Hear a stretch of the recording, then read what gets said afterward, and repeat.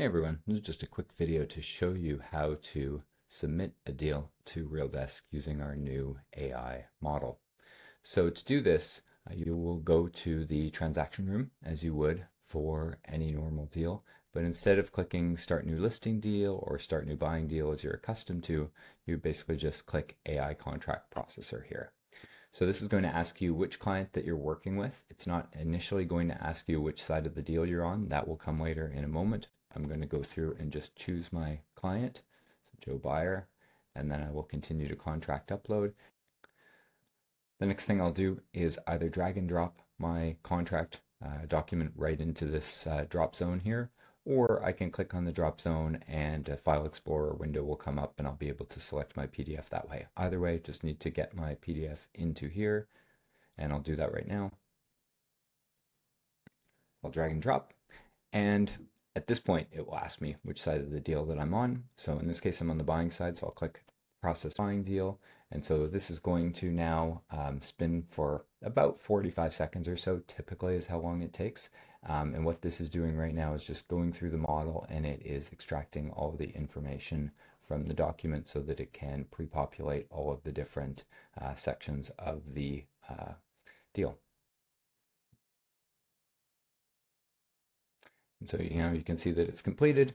And what we have now is basically sort of what we call a contract wizard that gives you three different sections, basically just short little sections of how to submit a deal, just to make it a little bit easier to sort of scroll through the different areas. So the first section is called transaction details, second is financial information, and the third is conditions and forms.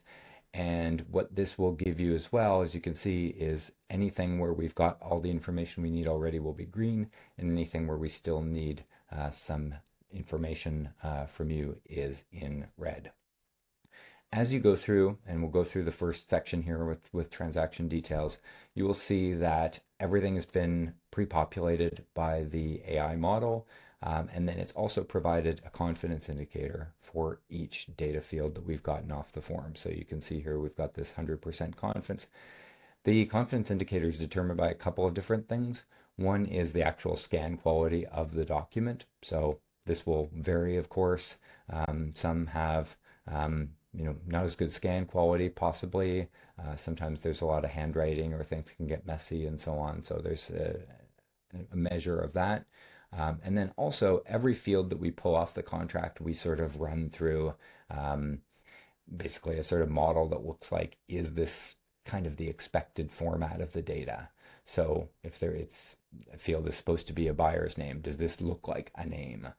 Is it formatted, the way the name normally would be, or a date or a price and so on?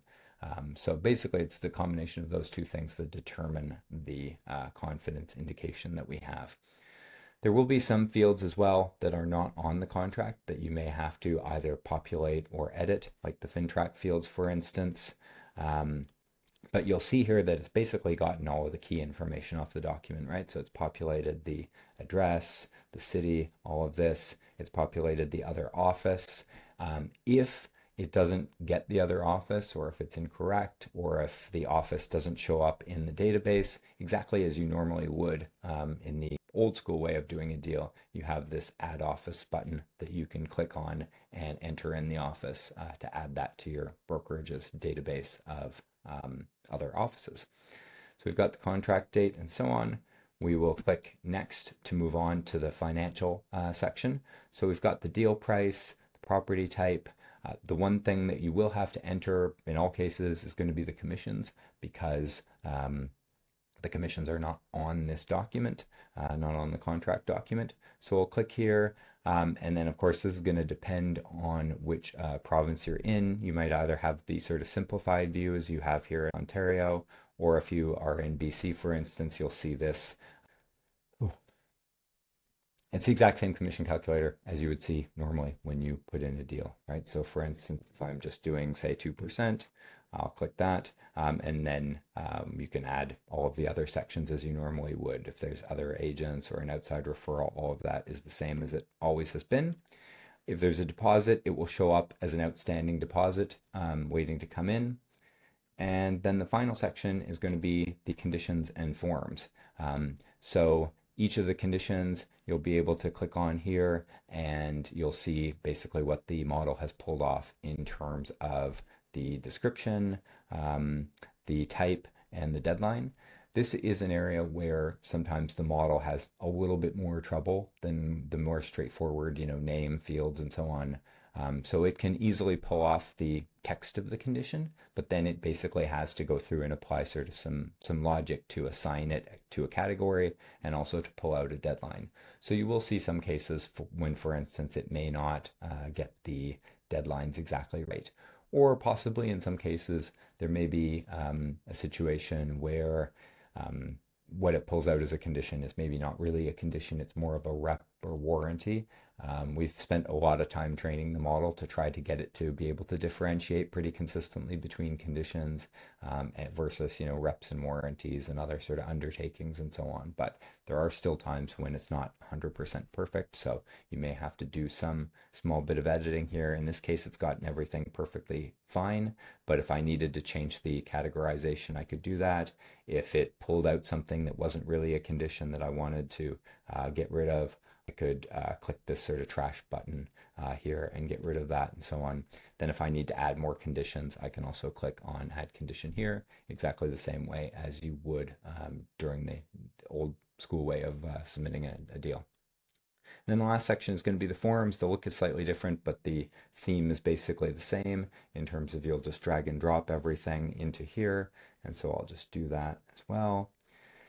And then the final bit at the end here is you can just do a quick review. It gives you a short little summary of everything that it's pulled out. So you can see all of the different areas of the deal information, so property information, deal information, parties, important dates, conditions, forms, and so on.